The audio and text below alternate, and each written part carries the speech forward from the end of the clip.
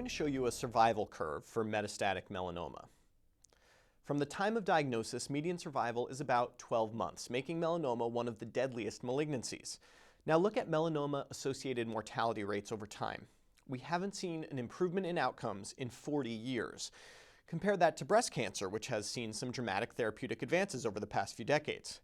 But melanoma is riding a wave of novel immunotherapies that hold promise to change the treatment landscape dramatically. Appearing in the Journal of the American Medical Association is a type of study we don't see too much of these days. It's not really a clinical trial. It's not really a meta-analysis. Frankly, I'm not sure what to call it. An aggregate analysis, perhaps? The study examined 655 patients treated with the PD-1 inhibitor Pembrolizumab. Yes, that's the drug that Jimmy Carter received and seems to be doing so well with. A brief aside here. Pembrolizumab is a monoclonal antibody directed towards programmed cell death protein 1, PD-1.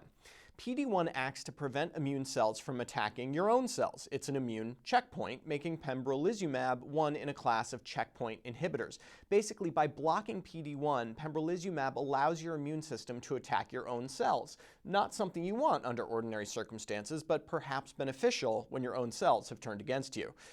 Merck has bet big on pembrolizumab, with clinical trials ongoing or planned in melanoma, non-small cell lung cancer, small cell lung cancer, ovarian cancer, glioma, colorectal cancer, and on and on.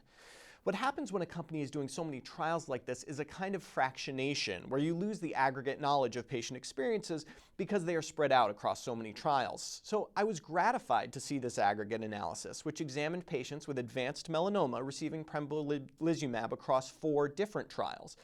See, if you do 4 trials and one is nice and positive and the others are equivocal, and you're a for-profit drug company, maybe you're more likely to try to get that positive trial into some high-profile journal and let the others either languish in peer review or get published in an out-of-the-way rag.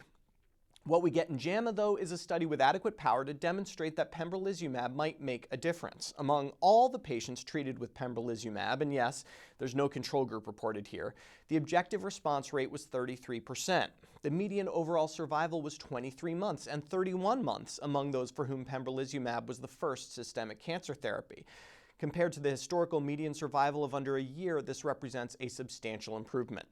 Now, before we bestow too many accolades on Merck for giving us this aggregate data, we might ask whether they would have been as forthcoming if the trials weren't quite as successful.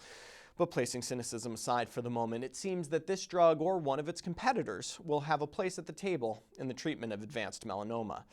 For MedPage Today, I'm Perry Wilson.